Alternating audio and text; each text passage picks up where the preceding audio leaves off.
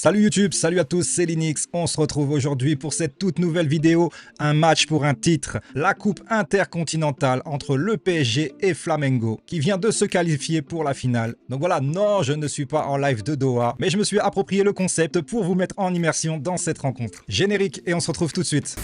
Numéro 10, je suis le capitaine. En rouge et bleu à la parisienne. Fuck le Barça, fuck les Madrilènes. Bang, bang. Champions League. Champions League. Odet, 10. 90e, on leur met la clim. On les frise. Donc voilà, vous le savez, le Paris Saint-Germain, en tant que vainqueur de la Champions League 2024-2025, a obtenu sa place directement en finale de cette compétition qui n'en est pas vraiment une en fait. Le vainqueur de la Ligue des Champions est directement reversé en finale, tandis que le vainqueur de chaque Champions League des autres continents se rencontre pour un mini-tournoi et Flamengo s'est hissé jusqu'en finale. En éliminant le club égyptien des Pyramides, victoire 2-0 des Brésiliens avec un match plutôt abouti. Donc voilà, on va rentrer directement dans les détails du match, ce qu'il faut savoir sur l'adversaire du soir, Flamengo. Je vous invite à suivre bien entendu la vidéo en entière et à vous abonner, liker directement. Et à la fin, je vous ferai une compo probable selon moi qui sera alignée face à cette équipe. Et le moins que l'on puisse dire, c'est qu'il ne manque pas de joueurs d'expérience. On va détailler un peu l'effectif et vous allez voir qu'ils ne sont pas arrivés de nulle part. Flamengo est tout simplement couronné du titre de champion du Brésil, où ils ont terminé avec 3 points d'avance sur le Palmeiras. Donc voilà, de belles équipes au Brésil. On sait que ça joue, hein. On sait qu'il y a du niveau. On l'a vu récemment à la Coupe du Monde des clubs. D'ailleurs, Flamengo y était, ainsi que Palmeiras, Fluminense, voire Botafogo, dont le PSG se souvient encore parce qu'on a été défait par cette équipe. Donc voilà, tout ça pour vous dire que le championnat brésilien est un championnat de très très haut niveau. De loin, la meilleure attaque de ce championnat ainsi que la meilleure défense. Ils ont terminé cet exercice en enchaînant du coup la Copa Libertadores et le championnat. Donc voilà, c'est tout simplement la meilleure équipe sud-américaine tout simplement. Et pour vous donner un petit exemple, regardez la dernière compo alignée pour cette victoire face à Pyramids. Donc voilà, on retrouve au goal Rossi, le goal argentin, Varela, Danilo qu'on connaît très très bien en Europe, qui a notamment joué au FC Porto, au Real Madrid, à Manchester City et à la Juventus, avant d'atterrir cette saison écoulée à Flamengo. Donc voilà, joueur de expérience, et même à 34 ans, il est encore super bon. Léo Pereira, un excellent défenseur de 29 ans qui a toujours joué au Brésil. Alexandro qu'on connaît très très bien, passé par Porto, mais surtout la Juventus, dans laquelle il est resté quasi 10 ans. Donc voilà, beaucoup d'expérience, beaucoup de matchs engendrés en Ligue des Champions pour ces joueurs. Pulgar, Jorginho, qui était 3e au Ballon d'Or en 2021. Donc voilà, c'est pas rien. L'ancien Gunners, l'ancien joueur de Chelsea et du Napoli. Carrascal, un Colombien très très bon aussi. Le joueur dont je me méfierais le plus, à savoir Georgian de Arrascatea, un excellent joueur uruguayen. Il a fait quasi toute sa carrière à Flamengo, mais excellent et surtout excellent en ce moment. D'ailleurs, sur les 2 matchs qu'ils ont eu en Coupe intercontinentale face à Cruz Azul et Pyramide, sur ces 2 matchs, c'est 2 buts et 2 assists. Donc voilà un joueur à se méfier. Everton aussi, l'ancien de Benfica, on le connaît aussi. Et Plata, c'est un attaquant équatorien que Pacho connaît, et dites-vous sur cette compo c'est vraiment pas leur équipe type en plus, donc voilà. Il y a aussi beaucoup d'anciens de l'Atlético Madrid, à commencer déjà par leur entraîneur depuis 1 an et demi, Felipe Luis, qui a fait sa carrière en Europe, et j'ai l'impression qu'il a ramené ses copains dans la valise, parce qu'on peut retrouver dans cette équipe Saúl Ñíguez, l'ancien de l'Atlético Madrid, Samuel Lino, aussi ancien de l'Atlético, Emerson Royal aussi anciennement de l'AC Milan. Donc voilà, tout ça pour vous dire, c'est quelques joueurs connus en Europe, et il y a beaucoup d'expérience dans cette équipe. Donc à ne surtout pas sous-estimer. Et j'estime que ça va être un match beaucoup plus dur, par exemple, que contre Bilbao. Ça défendait plutôt bien, à la rigueur, oui, même si on aurait pu marquer à de nombreuses reprises. C'est nous qui avons manqué de lucidité devant le but. Mais surtout, par rapport à Flamengo, Flamengo est une équipe qui défend bien, mais surtout qui attaque très très bien. On s'en rappelle encore à la Coupe du Monde des clubs, et on a failli les rencontrer justement, jusqu'à qu'ils rencontrent le Bayern de Munich. Ils se sont inclinés, certes 4-2, mais avec une très bonne prestation de leur part. On se souvient aussi qu'ils étaient dans la poule de Chelsea pour se qualifier, et ont battu Chelsea 3-1 sur cette Coupe du Monde des clubs. Équipe qui nous a défait 3-0 en finale, je vous rappelle. Donc voilà, tout ça pour vous poser le contexte. Flamengo est une très très belle équipe. Une équipe historique. Il y a des joueurs comme Zico à l'ancienne pour ceux qui connaissent. Il y a pas mal de joueurs. Flamengo est très très connu en Amérique du Sud. Donc voilà, moi j'estime dans tous les cas qu'on part avec un avantage peut-être de fraîcheur. Ils sont en fin de championnat avec une longue saison pour eux aussi. Ils vont avoir un déplacement à faire jusqu'au Qatar, donc certainement un décalage horaire. Ils ont 2 matchs dans les jambes pour avoir pu se qualifier en finale. Et voilà, nous on ressort d'un match, certes en plus je suis même pas revenu dessus, mais pour moi c'est très anecdotique. On va retenir que les 3 points face au FC Metz. Victoire 3-2 en ayant remanié assez l'équipe, en ayant redonné un peu de temps de jeu à ceux qui en ont besoin, notamment Désiré Doué qui revient très très en forme. Notamment d'ailleurs, la finition c'est autre chose, hein. Quand on a Doué en face à face au goal. Sur l'action, vous l'avez en tête, j'étais quasi sûr qu'il allait marquer. Parce que ce type de joueur est calibré pour mettre des stats. Je vais partir directement sur les 8 derniers matchs qu'on a pu avoir de notre côté et les 8 derniers matchs de Flamengo pour que vous compreniez un peu comment cette équipe s'est tissée jusqu'à ici. Donc voilà, vous le savez, en championnat, on reste sur la victoire au FC Metz 3-2 qui nous permet de repasser devant, peut-être temporairement, selon le match de Lens qui ne s'est pas encore déroulé alors je tourne cette vidéo. Avant ça, c'était un match nul à San Mamés en Champions League, 0-0, on connaît le contexte. On n'a pas été inquiété offensivement de la part de cet adversaire. Ça sera, je pense, autre chose face à Flamengo qui n'a pas peur de s'engager en attaque et de dézoner. Enfin voilà, j'estime que c'est une équipe très complète qui va pouvoir nous poser d'énormes problèmes.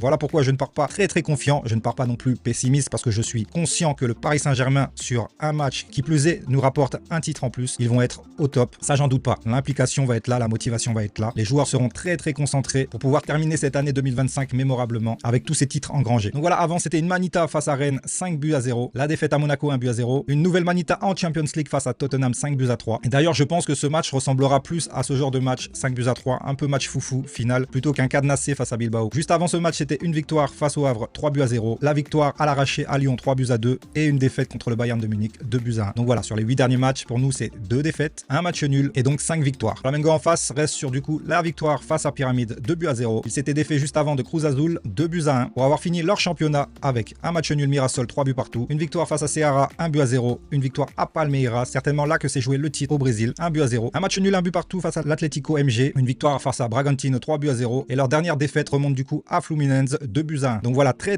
costaud. À ne surtout pas croire que ce match va être facile, c'est un match pour le titre. Ils vont se battre autant que nous. Pour ma part, si on fait preuve d'intelligence, je peux vous assurer que Flamengo peut prendre pas mal de cartons jaunes. C'est une équipe qui a le sang chaud. Si on les dégoupille, si on rentre dans leur tête, il y a moyen de faire déjà quelque chose, déjà sur la partie mentale. Donc voilà, je voulais déjà vous donner 2-3 infos historiquement sur Flamengo, des choses importantes à savoir. Il faut savoir qu'à l'origine, Flamengo n'était pas voué à être un club de football. Flamengo a été créé dans le but d'avoir un club d'aviron à l'époque au Brésil, qui était un sport roi à Rio à l'époque. Donc ça a été fondé en 1895. Après, le club est devenu omnisport en 1911 afin de toucher un plus large public. Donc voilà, c'était pas un club voué à être dans le milieu du football à la base. 2-3 trucs à savoir sur leur entraîneur actuel. Felipe Luis a pris les rênes du club après y avoir terminé sa carrière. Donc voilà, c'est l'ancien latéral gauche de l'Atlético, des Blues de Chelsea. Donc voilà, fin de carrière pour lui en 2023 là-bas. Il a enchaîné directement avec la prise en main des U17 et en septembre 2024, il a été nommé coach de l'équipe première. Zico pour le plus ancien est le meilleur buteur actuel de l'histoire du club en ayant inscrit 509 buts en 732 matchs. Donc voilà, tout ça pour vous dire que c'est une usine à pépites. C'est pas pour rien que les top scooters européens vont se servir au Brésil directement et notamment au sein de ce club. Donc voilà, c'était 2-3 infos à savoir sur ce club avant de les affronter et on part direct sur la tactical board pour vous donner ma compo probable directement. Donc voilà, je vais vous donner mon idée de ce que va être l'équipe mercredi prochain alignée dès le coup d'envoi. Je pense qu'on peut partir directement sur le retour de Chevalier, même si j'ai apprécié le passage de Safonov. Je pense que Chevalier n'a pas gaulé ses derniers matchs pour vraiment être reposé en vue de cet objectif-là. J'estime, et ça serait une grande surprise, que Safonov soit aligné sur ce match. À mon avis, Chevalier va reprendre la place dans les buts, en espérant qu'il soit au top de sa forme et qu'il soit bien reposé, surtout mentalement. Sinon, ça va être compliqué de remporter des titres, effectivement. Donc voilà, je pars sur Chevalier, le retour de Chevalier en espérant qu'il défende au mieux sa cage. Le retour pour moi de Nuno Mendes, latéral droit. Je pense qu'il a été bien préservé en vue de ce match. C'est un match pour un titre, je vous rappelle. Donc forcément, là, on va mettre la meilleure équipe pour moi. Et j'espère que Luis Enrique soit dans cette optique aussi, parce qu'il nous reste un match avant la fin de l'année civile. Et c'est un match en Coupe de France face à un petit poussé. Donc voilà, on aura de quoi faire tourner pour le prochain match. Mais là, c'est un match pour un titre et ça compte beaucoup plus. Donc voilà, pour ma part, moi, je remets Nuno Mendes directement latéral gauche. Il va nous apporter dans ce match et il nous le faut. Il nous le faut absolument. Parce que là, on peut pas trop bricoler, je suis désolé. Il va falloir mettre le lourd directement. Voilà pourquoi j'enchaîne directement avec Pacho qui est très en forme. Lui, il n'y a pas de souci de blessure, pas de souci. Espérons qu'il ne tombe pas malade d'ici là. Pacho, pour moi, c'est une valeur sûre dans notre défense. Et forcément, je pense que Luis Enrique mettra Zabarni parce que Marquinhos n'étant pas pour moi remis de sa blessure, à moins que ça soit un coup. Mais pour moi, de ce que je vois, c'est marqué lésion musculaire. Donc voilà, si c'est un coup, pour moi, il sera aligné. Mais vu comment c'est parti et Zabarni a pris du temps de jeu sur le dernier match, je pense que Zabarni sera aligné en espérant qu'il ne nous fasse pas, bien entendu, de boulettes. Et je pense notamment à des pénaltys ou un carton rouge. On va se calmer. À droite, qui d'autre que Zahir Emery, qui revient en très grande forme et il faut qu'il enchaîne les matchs. Même si c'est latéral droit, on sait que ce poste peut très bien dire tout et ne rien dire en même temps. Voilà, Zahir Emery peut se retrouver faux neuf dans la surface à mettre un but en milieu de terrain. Voilà, c'est C'est un joueur qui a le coffre. Hakimi n'étant pas là, Zaïre Emery sera forcément titulaire sur ce match. Pour moi, retour aussi de João Neves qui a été préservé sur le dernier match. Donc il sera au top de sa forme pour jouer sur ce plan-là. Pour moi, j'enchaîne avec un retour obligatoire. João Neves qui pour moi a été préservé sur le dernier match en vue de cette rencontre-là. Donc voilà, João Neves indéboulonnable dans ce 11. Il sera de retour avec son collègue bien entendu Vitinha, forcément maestro de l'équipe. On ne peut pas le mettre sur le banc sur une compétition comme ça, sur un match qui plus est, qui rapporte un titre au club. Voilà, Vitinha et João Neves, je vous garantis qu'ils seront titulaires indéboulonnables. Je les associe à Fabien Ruiz dans tous les cas qui revient plutôt pas mal et on en a besoin. On aura besoin surtout de grandeur dans ce match parce qu'ils sont très bons de la tête aussi.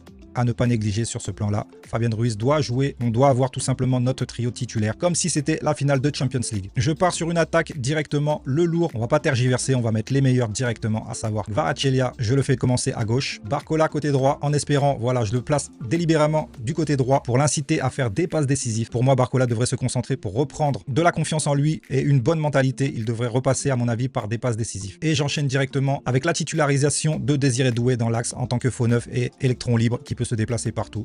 J'estime qu'il a repris du temps de jeu et qu'il est capable de débuter un match. Je garde que ça soit des Kangin Lee, Ramos, voire Mayulu sur le banc pour la deuxième mi-temps. Pour moi, voilà, l'équipe qui devrait commencer pour gagner ce match est celle-ci.